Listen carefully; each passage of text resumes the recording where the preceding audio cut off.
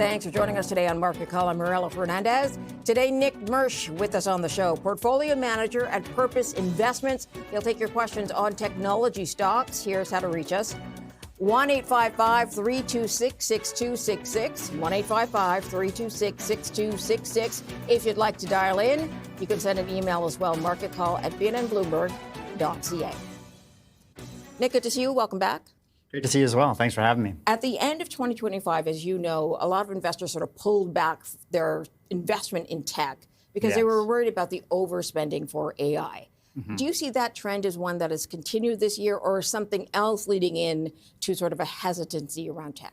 Yeah, and I think during that period over the November frame, you had this massive pullback and people were starting to look at these numbers and saying, okay, we got to start making sense out of a lot of this.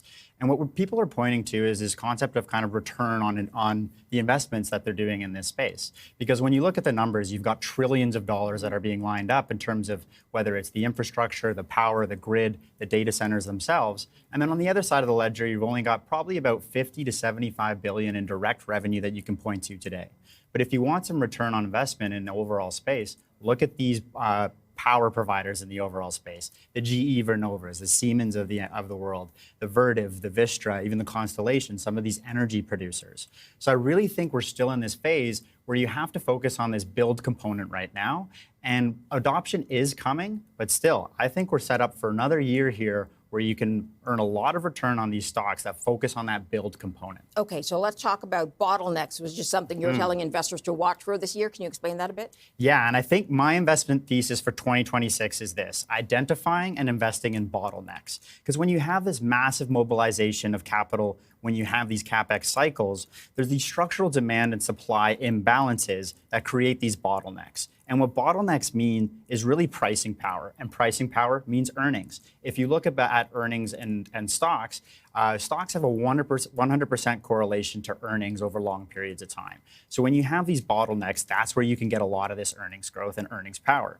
But what you have to do here is shift to where in the AI value chain you are investing as the rollout progresses. Because there's still a lot of these cries for the bubbles, as we had mentioned, but we're still firmly in this build stage. You got to look at some of these headlines. According to McKinsey, there's going to be 6.7 trillion spent on AI and cloud computing from 2025 to 2030.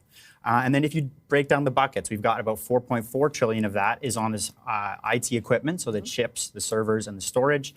There's $1 trillion going towards construction labor, materials. There's $1 trillion going towards equipment, fiber networks. And there's also another $1 trillion going towards regulated utilities in terms of how they can build out these systems.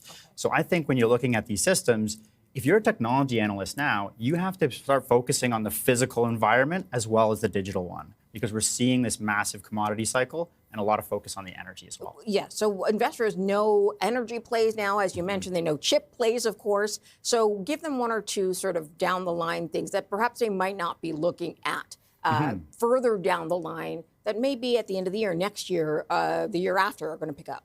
Yeah, well, what I would say to that is we've still got runway in those existing themes. And I think what worked last year is going to continue to work this year, because if you look at these bottlenecks, they're rolling into these different systems. Because originally everybody was looking at the GPU order books across Nvidia and saying, hey, look, they're sold out into the next quarters, the next years, and so on. But now we have this massive shortage on the storage side of the semiconductor equation. All about memory. Exactly. So we're seeing SanDisk, I think, is up 85% year to date, and it's up 6 or 7 times in the last year. Micron is another one in that area. Seagate, Western Digital, these companies are in the memory space. So we're seeing these bottlenecks kind of have these rolling phases in terms of where there's this demand and supply mismatch. Now, what I'm also looking for here over the next little while is some of these adopters, and I think that trend is going to accelerate in the second half of this year. So first half, stay along the power providers, stay along the semiconductors, but when you get into adopters like healthcare, and you can have sort of genome sequencing, or even if it's clinical phase discovery of these new drugs, that's where you're going to see the adoption increase. But for now, I'd say hold on. We still got a lot more room to run when it comes to building out this infrastructure. Got it. Okay, let's take a quick break. We'll land up the first phone calls and emails for Nick Mersch, portfolio manager at Purpose Investments, taking your questions on technology stocks. The number to reach us and the email we'll put up the board. We're back in a moment. Stay tuned.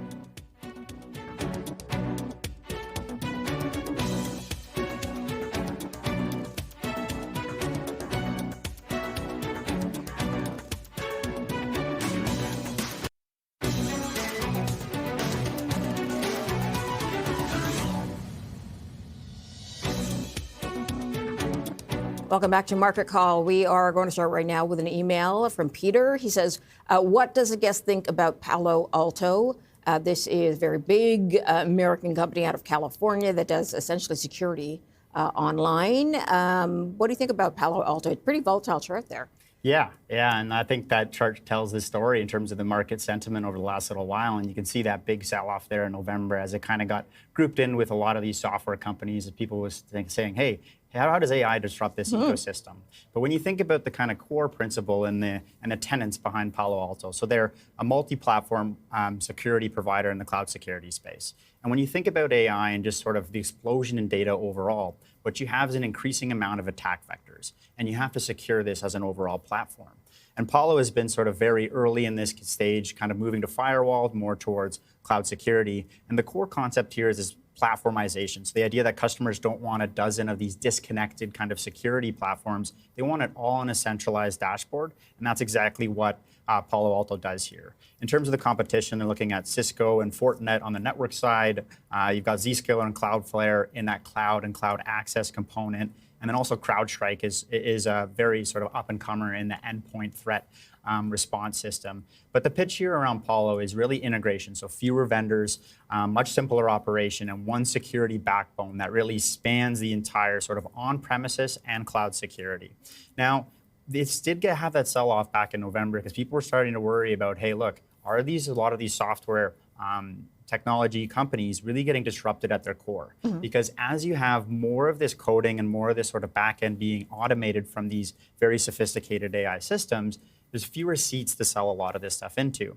Now, originally, cybersecurity was seen as kind of very protected from this because you still need a lot of these different endpoint protections throughout that system, but they did get caught in that sell-off in November. So do you think they'll come back? So this is one where I think of as a little bit more safer play in that software basket overall. I like it as a hold here. You kind of have to have patience, maybe pick away on some buybacks here, some sell-offs in terms of dollar cost averaging down a little bit. I just think there's certain other pockets of the market that can have a little bit more growth here. But within the software sleeve, I do like it. Okay. Let's go to the first phone call then from Frida in Chilliwack, BC. Hi, Frida. Hi there. I'm interested in your outlook for Shopify. It's gone down recently, but I'm wondering what you think down the way. Thank you. Thank you for the question. Shopify also very volatile, moves almost every day at one way or another. Do you like Shopify down the road? Is this also a platform basis that will continue to grow? Yeah, so Shopify is the Canadian darling, right? And their CEO, Toby Lutke, is just one of the best of all time. And he is just such an amazing thinker right now when it comes to pushing forward artificial intelligence. And Shopify has two sort of key, very bold arguments for me when it comes to just on how it's operating looking forward. And the first is that it's not fighting against these AI platforms, it's integrating with them instead. So what they're doing now is playing nice with the Googles and the OpenAIs of the world. As these sort of AI models move towards monetization, they're thinking about shopping as a new avenue. So what OpenAI did is come in and it fundamentally disrupted how you look and discover these new goods on these platforms. So you no longer look at those 10 blue links that pop up on Google. What you're doing is high purchase intent decisions within these chatbots. So what Shopify has done is integrated it from the back end perspective, saying, okay, let's move towards an OpenAI or even a Google, as they announced last week. They're also partnering with Google and covering more ground here and really powering that back end forward and playing nice with this AI adoption instead. Because when you have these AI platforms and these AI ecosystems, a big struggle for them has been properly categorizing and cataloging a lot of these independent goods, whether they're in stock or whether there's certain sizes are available or not. Sure. A lot of these existing platforms don't do a very good job at that. And Shopify, because they're so ingrained on the merchant level, are being beneficiaries rather than being disrupted by AI. Another really good thesis here that I like a lot is if you think about how much Meta is spending on their advertising optimization. So Meta is a big user of their own AI, so they're eating their own cooking in terms of optimizing the return on advertising spend, so the ROAS of these overall ecosystems. And as you get better and better in terms of targeting, in terms of much more contextual content that you're showing people where it's actually an enjoyable advertising. And that's what I've seen. I wouldn't go that far, enjoyable advertising, but I know what you mean. Enjoyable advertising is always kind of a tricky one to say. but more contextual advertising. We'll put it that way. And you're showing, you're getting shown ads that are much more relevant to your actual life. Instead of the same ad over and over again, That's maybe right. they're going to mix it up a little bit and be a little bit more tailored for what you're looking for. Exactly. And who's spending all the money on this? It's Meta, right? So all the billions and billions of dollars that Meta is spending in terms of making their AI better, building a lot of these different sort of spending all this money on the cloud, on the back end in order to optimize that system. Shopify is a beneficiary of that, and they don't spend a dollar on that. So in terms of the biggest touch points and the biggest sort of advertisers on the planet that are optimizing around tweaking all these different algorithms, Shopify benefits from that on the back end by integrating back into the merchant platform. So Shopify here, I like it. It's one of the very few software names that I do like right now. Okay. Let's go to our next caller then. Costa is on the line. Costa's in Montreal with a question today. Hi. Hi, Mirella. Hi, Nick. Thank you so much for taking my call. This is the greatest show on television, by the way. Thank you very much for everything. I would appreciate your wisdom on Constellation Software. I have most of my money in this beautiful company. Should I be a little bit worried, or should I buy a lot more? Do you consider this level a bargain? I know at 5,000 she may have been a little bit too expensive, but at 2,007, I think she's a very good buy.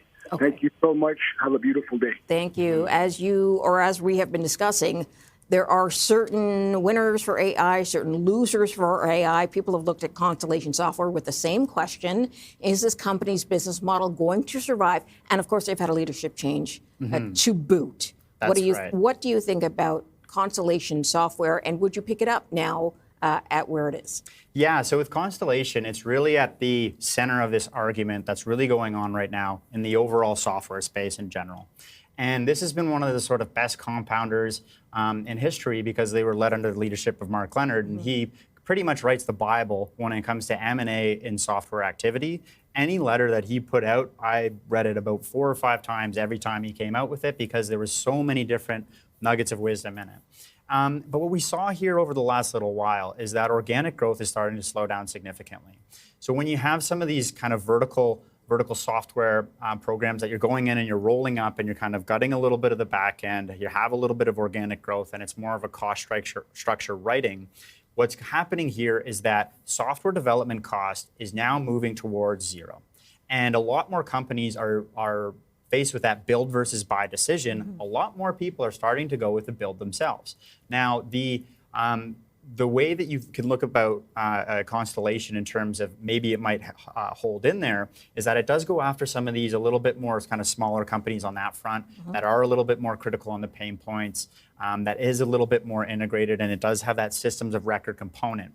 And the early defense of software companies, as soon as AI was coming out, they were saying, hey, look, they still have a lot of proprietary data. They still act as a system of record.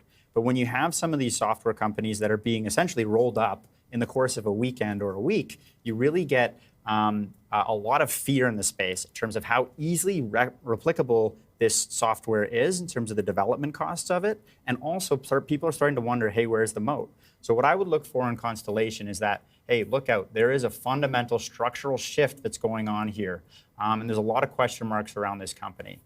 So this is something I might look to trim at these positions just because cheap doesn't mean valuable. Sometimes you have a lot of these value traps and they can stay cheap for long. Hopefully Constellation's not one of them if they can right the ship on the organic revenue growth front here. But look, I think this is structurally changed in terms of how these software companies fundamentally operate. Okay. Let's go to another caller then. Chris is in Delta, BC with a question. Hi, Chris. Mirella and Nick, thank you for taking my call. Nick, I'm very much looking forward to your thoughts on Meta after hearing your thoughts on Shopify and how they are spending all those billions of dollars and Shopify isn't, and sort of how that looks for a long-term investor such as myself. And I will hang up and listen. Thank you both. Okay, thank you for the question. So Meta.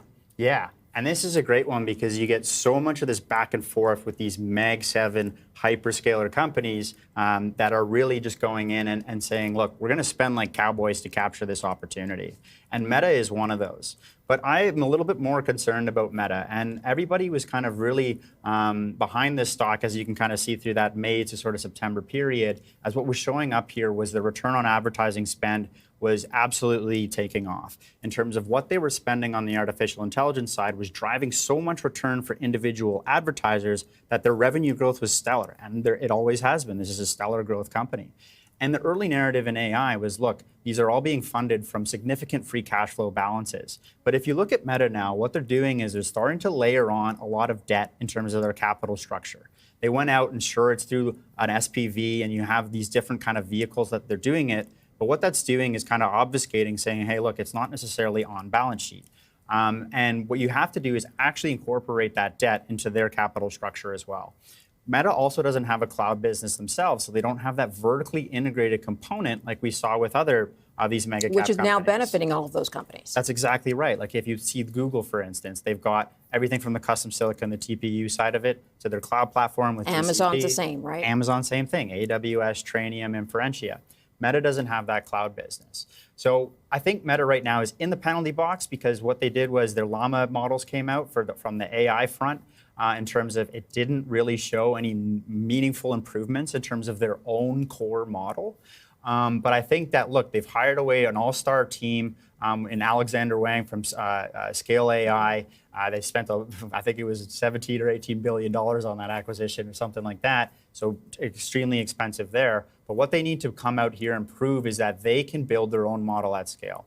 Now, where they come on the Reality Labs division, it was really great to finally see some headcount reduction there because that has not Like worked. 1,500 jobs. That's right. And they've spent, I think it's upwards of 50, 60 billion dollars burning money on this project. And renaming this thing Meta is a little bit questionable when you look back at it now. And Zuckerberg rightfully has pivoted to a lot more spend on the AI opportunity as it's much more massive. Okay. But we did get that hit the hit with Ray-Bans. And that was a pretty interesting kind of feature. So we'll see kind of how that ecosystem adopts. But look, overall Meta, a lot more debt on the balance sheet right now and falling a little bit behind in terms of their own in-house AI. Okay. Let's take a quick break. Lining up more phone calls for Nick Mersch, portfolio manager at Purpose Investments. Again, taking your questions on technology stocks. Here is how to reach us. We're back in just a moment.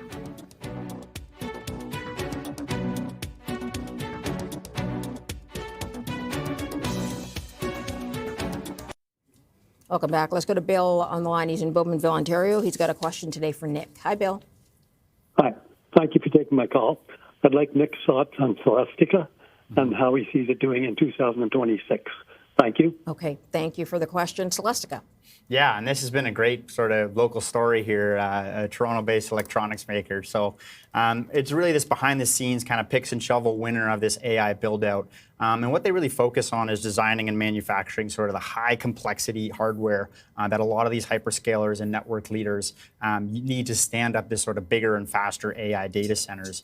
Originally, they were spun out of IBM's manufacturing arm, and they sit in that electronic manufacturing services layer. So they help the customers kind of go from that designing and engineering to really sourcing a lot of the different assembly components and that aftermarket support. And what makes them especially relevant, like, oh yeah, wow, look at that chart. That's a great one. 2,352% up in 3 years. That's what happens when you win a couple contracts, yes. right? And what makes them especially relevant right now is really where it's leaned in. So this cloud infrastructure, high-speed networking, and a lot of these AI-related systems. Historically, they were in that sort of lower margin, mass market kind of gadget assembly. But where they are, again, in that ecosystem is really that AI arena becoming that critical enabler. And it's part of this component that I'd mentioned earlier in terms of that enabling infrastructure that is really seeing these step function increases. And they've also got another pretty cool kicker on another side of it, which is they're a supplier for the defense and aerospace system. And we've seen a lot of the budgets across all these different countries start to move that way as well. They're also in health tech devices. So really interesting in terms of a lot of these different components that are going to drive this going forward. And again, here, surging demand for AI, cloud, and infrastructure is really the key driver. They've got margin expansion. And then also they've got some additional components of supply chain dynamics. So there's a lot of this kind of stress in terms of onshoring a lot of these individual components. In terms of the global trade map being redrawn in real time, people are saying, oh, let's pick something a little bit more North American friendly, so they've got that as well. Okay, Now, wondering, would you pick it up at where it is today? That's Has a key it moved so question high? in terms of a lot of these times, in terms of where it can go from here. So a lot of the growth is baked into the stock at these levels. If you hold it now, I would say hold on to it. Be able to pick away in terms of these near-term momentum swings, because you do have them. As soon as you kind of have these headlines about any sort of build-out that is decelerating, or if you hear any headline about a data center delayed or canceled or anything like that, this whole complex really trades down and up with each other. So one of these names, I think a lot of growth is baked into this story, but hey, look here, it could have another leg up. Check the SanDisk chart if you want to see another leg up. Okay, let's go to the next caller then. We have Pat on the line in Hamilton, Ontario with a question. Hi, Pat. Hi, I'm calling about Oracle. I did watch you on this show in August, and you were talking about the use that Oracle has, and there's a good future, and people think that it's an old-fashioned company. So I was interested in it, and then there was a time in September when they announced that they were building a lot of data centers, and the price shot up. Now it's very low, so I was thinking of buying it, but then I did research, and it said that everyone's afraid of their debt. So I'm puzzled, because I assume that they know what they're doing. Would they really? And it is huge, the debt. But also you mentioned SoftBank was helping them. So I'm just wondering, what's the story on Oracle? Yeah, there have been concerns about debt. What's your take on their debt situation and sort of the wider picture for them? Yeah, and what an interesting time it was to go on the show, because I think it was a couple weeks after that they announced their massive sort of earnings quarter. And what happened over that time was their RPO had a massive increase. And RPO is remaining performance obligations, which essentially stands for bookings in terms of forward-looking revenue. And the concern here around Oracle is that they're really putting a lot of their eggs into one basket, because if you look at the contracts going out, a lot of that RPO and the forwards bookings for revenue growth was centered around OpenAI. So they signed this massive contract and saying, okay, we're going to be recognizing a lot of this revenue from OpenAI, and we're going to be the partners in terms of building out their massive Stargate infrastructure there. But people started to look at it and say, they looked at their balance sheet, right? They have a business in terms of the underlying core business that is free cash flow generative and does spit off a little bit of cash, but they don't have the cash balance or the magnitude of free cash flow as these other hyperscalers that are building these data centers out to such a degree. So people said, hey, where's the funding going to come from? So they went out and they said, look, we got to issue a whole bunch of debt. And what became this sort of very interesting component of the market in terms of betting against the AI build-out and betting for this bubble concept was the Oracle CDSs. So we all remember these kind of credit default swaps that were very popular over the kind of financial period where Michael Burry and a bunch of those guys made a lot of their money betting against the market. And what we saw was the credit default swaps really blew out in terms of people betting against this debt and that component. So this became sort of one of those proxies that got caught up in saying, hey, look, we're going to bet against this. And then at the same time, what also happened here was this whole debate between Google versus OpenAI. And so what you had was Google came out, Gemini, awesome model, smashed every single benchmark, really revolutionary. Whereas OpenAI came out and they said, hey, we're in a code red right now because somebody passed us on the model front and they're outperforming us on a lot of these benchmarks. So what we saw was the entire chain that was associated with OpenAI. So that's Oracle, that's Microsoft. A lot of those names sold off, whereas everything that was associated with Google, so the Broadcoms, because Broadcom builds their TPUs, that all took off. So this got caught in a lot of sort of these different narratives and these different things that happened in the market all at the same time has really created a lot of volatility in the stock. Now, let's think about it from here. So if you look at their balance sheet, they do have a significant amount of debt that they are taking on, which is to be worried about.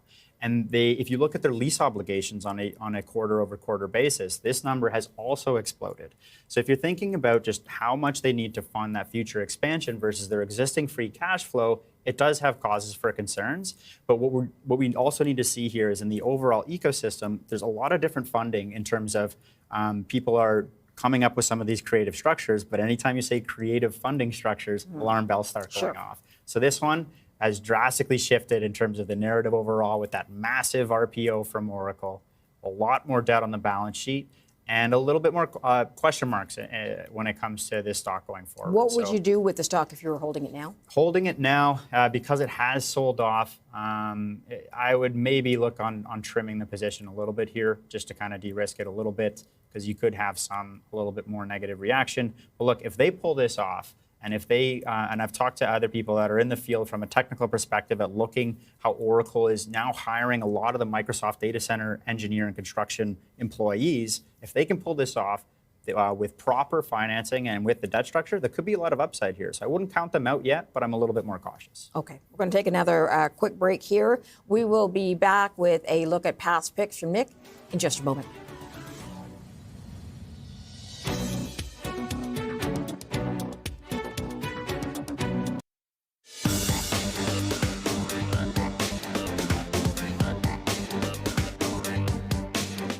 Welcome back. Time now to have a look at past picks from Nick. These would have been from August 21st of last year. And at the time, he chose Cloudflare, which was $192.77 US at the time in New York. And now $179.31 US, so 7% drop in return, total return the same. And it would have suffered from many of the same ailments as the other software companies have been going through. Did you end up holding on to this? I didn't. So this is one of those where the narrative changes, so does your opinion. So if you look at that kind of run up there in that August period into the November high, the kind of stock went on about a 30% rally there into November, and before selling off, ultimately now being down around that 7% since the pick. And as a reminder, Cloudflare is a company that works in content delivery. So essentially acting as a train station that directs a large portion of traffic for the overall internet. And they're really one of those unique players that combines a lot of replacing legacy infrastructure with also having some complements in terms of how they sell it into it. And what they do is, so you don't have to buy separate firewalls, load balancers, or any sort of acceleration hardware. You just use Cloudflare's services globally. And with that sort of footprint, they become sort of that middleware layer of the internet. So they work behind the scenes for a lot of websites and a lot of networks. And it's funny because every time Cloudflare goes down, you kind of look at the stock and you say, okay, is the stock going down? And it trades off originally, but then it goes right back up because so many people realize just how dependent the internet is on this company. But the original thesis here was that, look, you still need infrastructure to operate the back end of the internet. And more AI equals more data, moving towards a lot of these different places. But what we're starting to see is that AI is even disintermediating a product like this. So automated AI agents are now largely replacing not only the front-end application layer, they're also going over after the back end as well. So you're seeing this being one of the companies that might end up being disrupted by AI. And when a lot of these kind of fundamental stories change, I think you have to rapidly adapt to these. And just how quickly this entire industry is being reorganized, it's you got to stay on top of the pace. Yeah, it is light speed. Okay, let's get to your next pick from last summer. Microsoft on the NASDAQ at 504.24, down to 452.31 today US, 10% return drop and total return drop of 10%. I heard a lot of people who are tech analysts talk about the future of Microsoft, and they feel quite strongly about it.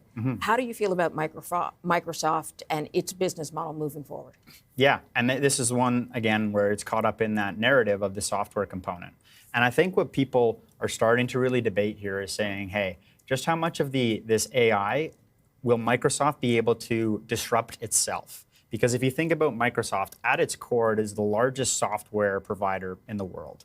But what they've also got is a massive cloud business that is growing at the fastest out of any of the other clouds at the highest base. And they've got OpenAI as their main customer in terms of increasing a lot of those cloud sales. On top of that, they have rights to OpenAI models to go and redistribute them. So that's a massive channel in terms of reselling that. And again, focusing on that cloud business. But at the same time, you've got these legacy kind of products like the Office 365 suite that everybody still uses, the PowerPoints, the Excels, the Words of the world. But you've got AI coming in and disrupting a lot of that productivity.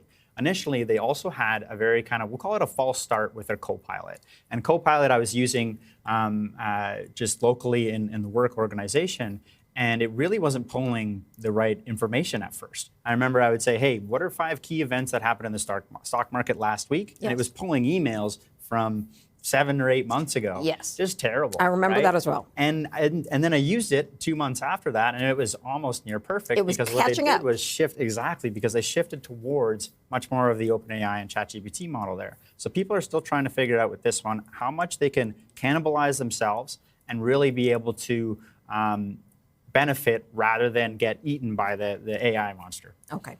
Let's get to your third pick then from last August. Nvidia, well-known name, 174.98 at the time, U.S., now to 179.73, so 3% upside for return, total return. Of course, they don't pay a dividend.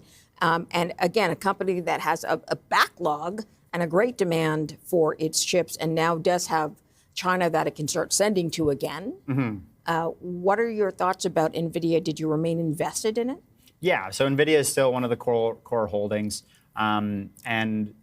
Even though they can ship towards to China right now, I think the Chinese companies are actually banning them because they want to grow their overall domestic chip production capabilities, which is an interesting kind of tug of war battle there. But look, I mean, Jensen is the greatest CEO alive, and he has become sort of this kind of rock star, and he's got this cult following because if you go back to kind of another CEO he can remind you of is Steve Jobs with his black turtlenecks. Jensen, he's got his black leather jackets, and he goes on stage and really touts the entire infrastructure ecosystem that he's building. So he says, look, the main thing that I sell is GPUs, but I am building intelligence servers, intelligence-sized data centers. So he thinks about the entire supply chain in a different way that most people do.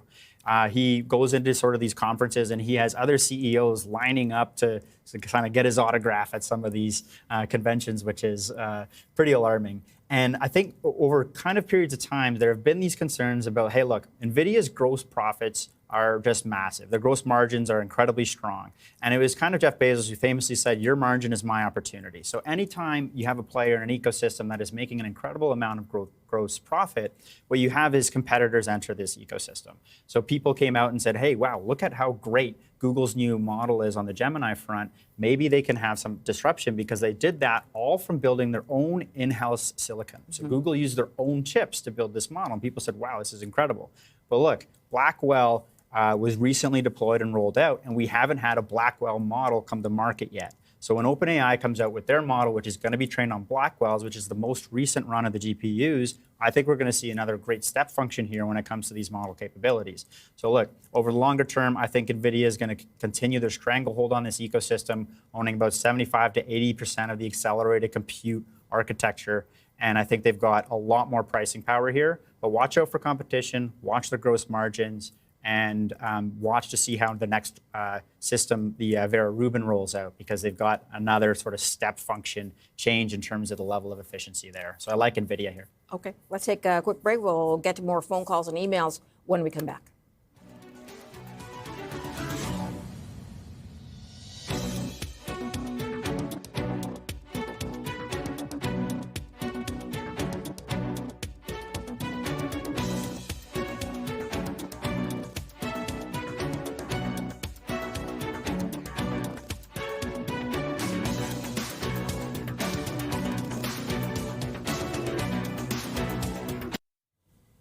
Welcome back, and thank you for joining us. Let's go to an email from Mooney, who says, I'm interested in having a position in Microstrategy. Could you please share some of your thoughts? Thank you for that. This is a Bitcoin treasury. Do you know it well? Yeah, so what this company is what's called a DAT, so Digital Asset Treasury. And essentially what it is a proxy for holding the direct underlying cryptocurrency. And in the early days of the kind of crypto revolution, there was a very difficult way to own this in the public markets. And that's sort of the origin story of MicroStrategy was, hey, we've got this small sort of software company that does a little bit of revenue, a little bit of profit. But the CEO, Michael Saylor, he came out and said, hey, look, I'm going to go raise a bunch of money and then hold Bitcoin within this entity. And then even though we have kind of like this underlying software company, that's what qualifies us to be listed on this exchange, but we trade as a proxy to the underlying currency. Now, what he's done since that time is he's gone out and he's raised a whole bunch of debt, he's raised a whole bunch of equity, and essentially what this has turned it into is a levered play on the cryptocurrency space. Now, what confuses me about why so many people are very excited about this is that you have a lot of these ETFs that directly own the underlying itself. They keep it in cold storage. They keep it in custody. Why not own that directly? So this is, to me, is a levered play that has operating expenses overhead. It's got some kind of dangerous things that are embedded within its capital structure. And this is one that I might not get so excited about. However, that being said, I am very excited about cryptocurrency overall when it comes to the asset class, because we're seeing massive institutionalization. If you look at ETF flow, it was catching up to gold before gold's massive run on this year-to-date and one-year basis. But the AUM is flowing towards it in terms of this massive institutionalization. A lot of the kind of major asset managers are paying attention to this and offering ETFs in the space, even though we pioneered it in Canada and had the first one to come out at purpose. Another aspect of it is the regulation aspect. And what's happening here is re-regulation, not deregulation.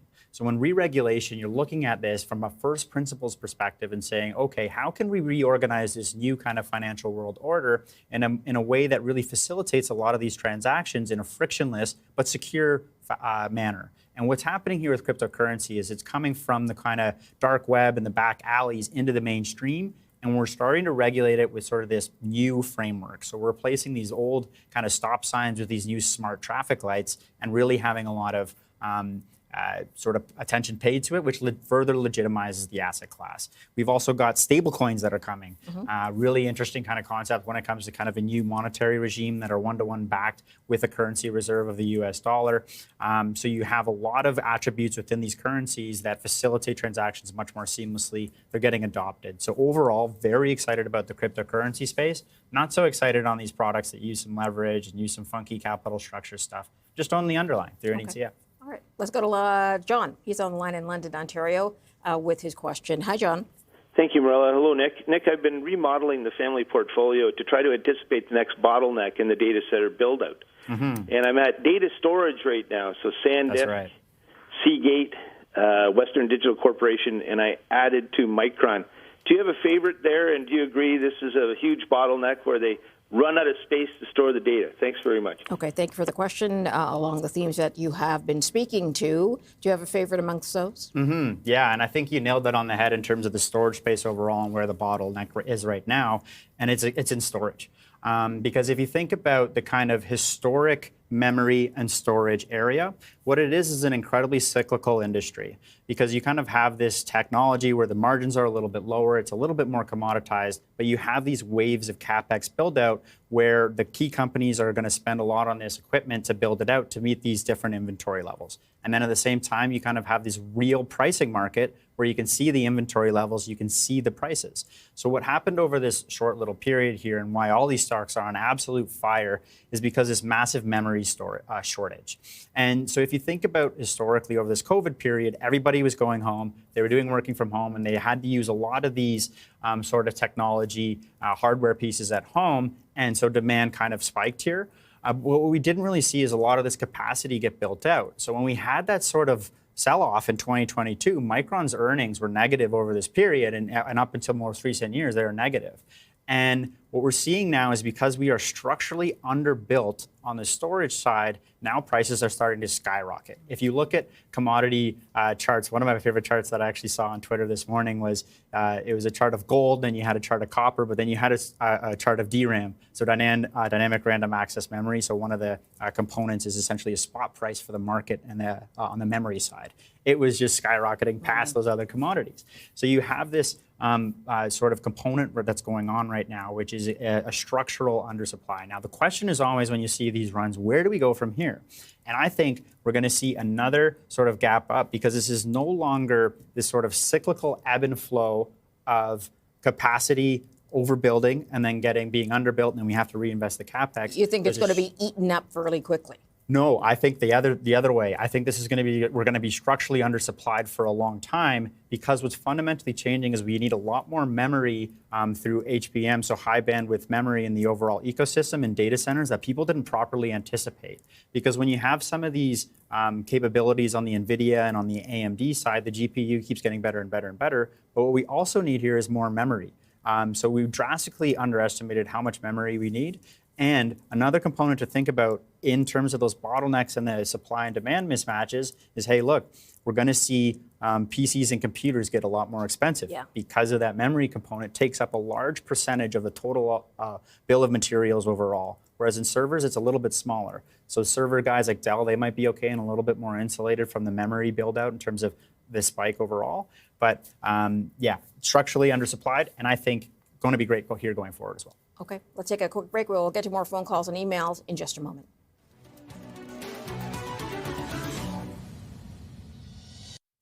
Welcome back. Let's go to Andrew. He's been holding on the line in Vancouver. Hi, Andrew. Oh, yeah. Hello. Hi. So I was just wondering about Oklo.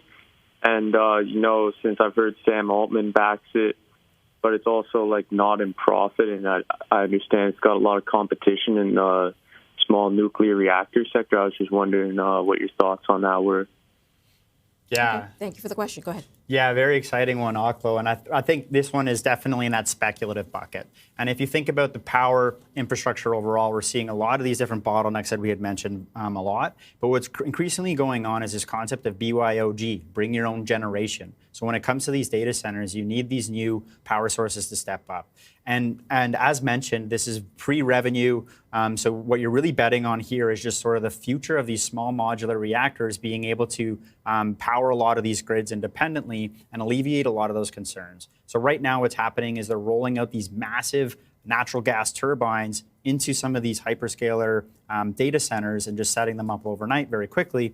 But over the longer term, nuclear is an incredibly clean source of energy, incredibly reliable in terms of you need those 5 nines when it comes to data centers, so 99.999% uptime. Oklo can be a great company to do that. But again, very speculative. Is it a science project or is this the next big thing? It's a call option on the power industry overall. Okay. We're going to take another quick break right now. We will be back with new picks from Nick in just a moment.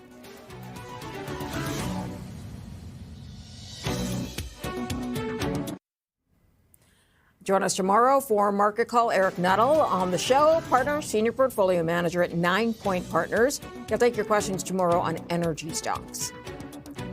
And time for a look at new topics from Nick. We're going to start with Taiwan Semiconductor, TSM, on the New York Stock Exchange. Of course, they make the chips, essentially, that all of these providers use. What do you like about Taiwan for 2026? Yeah, and I think all three of these picks, as you're going to see a common theme, is they all deal in the physical economy. And TSMC is really this quiet powerhouse behind modern tech. So they don't design the chips, they manufacture them. So the fab, the wafer fab that goes on the bottom, and then the other companies design on top of them. So that's the Apples, the Nvidias, the AMDs, and the Qualcomms. And what they've really done here is they've pioneered the pure play foundry model and become the world's most important chip factory, especially at the cutting edge, like 5 nanometers, 3 nanometers, and 2 nanometers is now coming soon. And when you say nanometers, this just means the transistor length on the chip is getting smaller and smaller, and you can pack more onto the chip itself. And this is an incredibly difficult technical challenge that so many different companies have tried to replicate over the years. No one's been able to do it. It's the closest thing to a legal monopoly in the market that I can identify. Now, look, there's been a lot of debate over Nvidia is going to continue their dominance. Will AMD catch up? Will custom silicon replace it?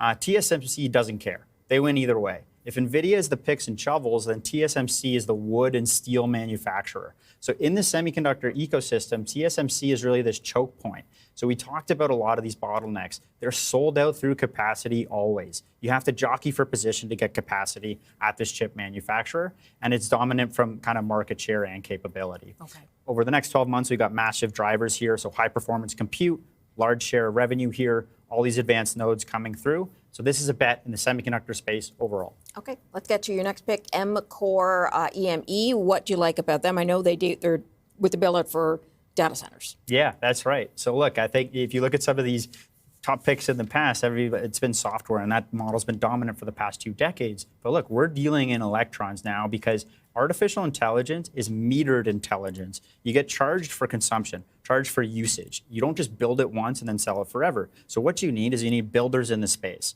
So the Wall Street Journal had this report out yesterday that spending on building new offices, hotels, apartments, and warehouses has fallen, but spending on data center construction this year is going to increase by 23% compared to 2025 as tech companies continue to race and build out this infrastructure.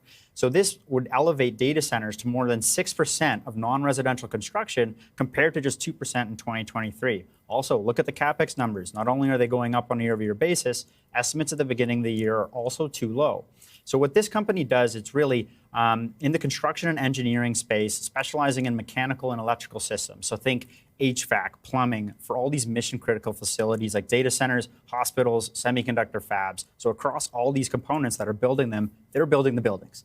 And instead of everybody talks about kind of own the plumbing of the overall ecosystem, why not own the plumbers? So this is that space where it's really in that construction phase. In terms of the revenue backlog, they're up to about $16.7 billion in revenue, $25 in EPS, trading at 25 times earnings. So rich for a contractor, but justified by a lot of outperformance and their capital discipline. They've got about $400 million in a buyback, so pretty attractive from a capital allocation perspective. Do you want to squeeze in your last pick, which is Fluence, FLNC on the NASDAQ, and they are sort of a battery provider? Yeah, that's right. And again, it's on that theme of bring your own generation, BYOG. And you not only need your generation, but you also need your own storage to pair in here. So remember, a lot of these data centers need that reliability. And Fluence is a leading provider of these large-scale battery energy storage systems. And it was born out of this joint venture from AES Corporation and Siemens. And the company delivers a lot of these turnkey battery installations, so hardware and the software that helps a lot of these utility and commercial customers store electricity and stabilize the electrical grid. Because we hear about a lot of these grid resiliency around in terms of different spikes and usages around those components, which ultimately make the end customers in the same regions that these data centers are built very frustrated because their electricity prices are going up. So Fluence products, like they've got a grid stack, a modular product, modular battery unit, really allow excess energy from solar or wind farms to be stored and released on demand. So my whole thesis around this is really, look, you've got a lot of solar and wind that's coming online. Sun doesn't always shine, wind doesn't always blow. Battery storage is the notable solution for that. Really adds a lot of grid resiliency. Okay, so that's backup power when the power is needed. I got to leave it there, Nick. Thanks for coming in. Good to pick your brain today. Thank you for that. Excellent. Thanks so much for having me. Appreciate it. And thank you for joining us today on Market Call. We'll see you back here again tomorrow.